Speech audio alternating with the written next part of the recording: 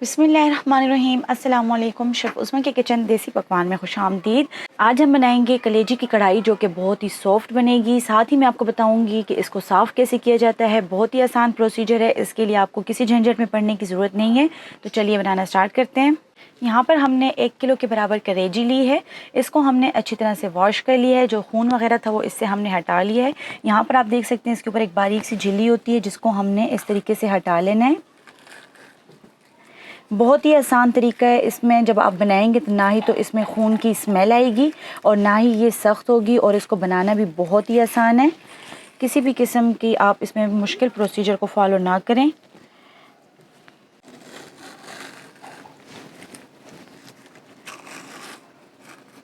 यहाँ पर आप देख सकते हैं तमाम छिली हमने इससे हटा ली है। तो चलिए इसको अब काट लेते हैं। कलेजी की हमने यहाँ पर बोटियाँ बना लेनी है। बोटी का साइज़ हमने ना तो बहुत बड़ा रखना है ना ही बहुत छोटा रखना है, बिल्कुल नॉर्मल साइज़ में हमने इसको बनाना है। यहाँ पर मैं आपको एक टिप बताती चलूँ, अगर आप कलेजी को धो रहे हैं तो उसको आपने झिल्ली हटाने के पहले ही धो लेना है। झिल्ली हटाने के बाद अगर आप धोएंगे तो कलेजी का जो अपना पानी होता है वो बहुत ज़्यादा रिलीज़ होना स्टार्ट हो जाएगा, जिसकी वजह से कलेजी सख्त बनेगी और आपको कढ़ाई बनाने में भी काफ़ी मुश्किल होगी। इसलिए आपने झिल्ली हटाने से पहले ही इसको अच्छी तरह से धो लेना है और इसको 15 मिनट के लिए एक छन्नी में डाल देना है ताकि जो इसका पानी है वो सारा खुश्क हो जाए। कलेजी हमने यहाँ पर काट ली है। तो चलिए इसकी कढ़ाई बनाना स्टार्ट करते हैं। कलेजी बनाने के लिए हम यहाँ पर खुला सा बर्तन लेंगे ताकि उसकी भुनाई और पकाई आसानी से हो सके। यहाँ पर हम लेंगे 5 से 6 टेबल स्पून के बराबर ऑयल। इसमें हम डालेंगे 1 अदद प्याज। प्याज को हमने यहाँ पर गोल्डन ब्राउन कर लेना है।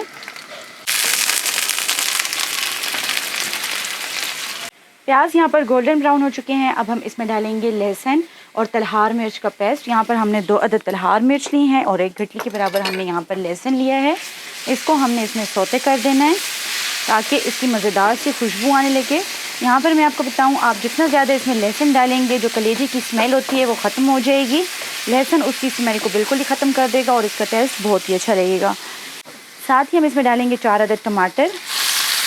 टमाटर इसमें ज़्यादा ही जाएंगे।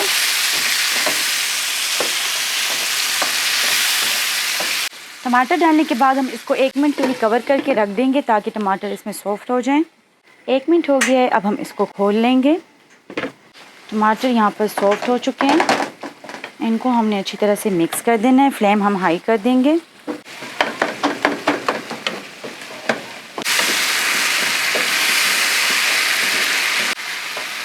टमाटर को हमने अच्छी तरह से मेल्ट कर लिया। आप देख सकते हैं कहीं पर भी आपको टमाटर नज़र नहीं आएगा, इसमें अच्छी तरह से मेल्ट हो चुका है। अब हम इसमें डालेंगे 4 टेबल स्पून के बराबर दही। कलेजी की कढ़ाई में अगर आप दही ऐड कर लेंगे तो उसका जायका दोबाला हो जाएगा और बहुत ही ज़बरदस्त और मुख्तलिफ सा टेस्ट इसमें आएगा। दही डालने के बाद अब हम इसमें स्पाइसेस डालेंगे। स्पाइसेस में हमने यहाँ पर नमक लिया है 1 टेबल स्पून, आप हस्बे जायका भी डाल सकते हैं। साथ ही हम लेंगे यहाँ पर लाल मिर्च 1 टेबल स्पून। पिसा हुआ धनिया लेंगे 1/2 टेबल स्पून। हल्दी लेंगे हम यहाँ पर 1 टीस्पून। कुटी हुई लाल मिर्च लेंगे हम यहाँ पर 1/2 टीस्पून। ज़ीरा लेंगे 1/2 टीस्पून। गरम मसाला 1/2 टीस्पून।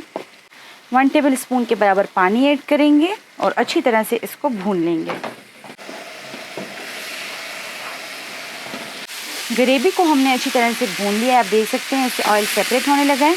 अब हम इसमें कलेजी ऐड करेंगे। कलेजी को ऐड करने के बाद साथ ही हम डालेंगे यहाँ पर 2 अदद हरी मिर्च।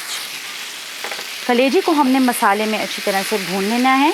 4 से 5 मिनट हम इसको मीडियम फ्लेम पर भूनेंगे और इसमें हमने पानी बिल्कुल भी शामिल नहीं करना जब तक हम इसकी भुनाई करेंगे।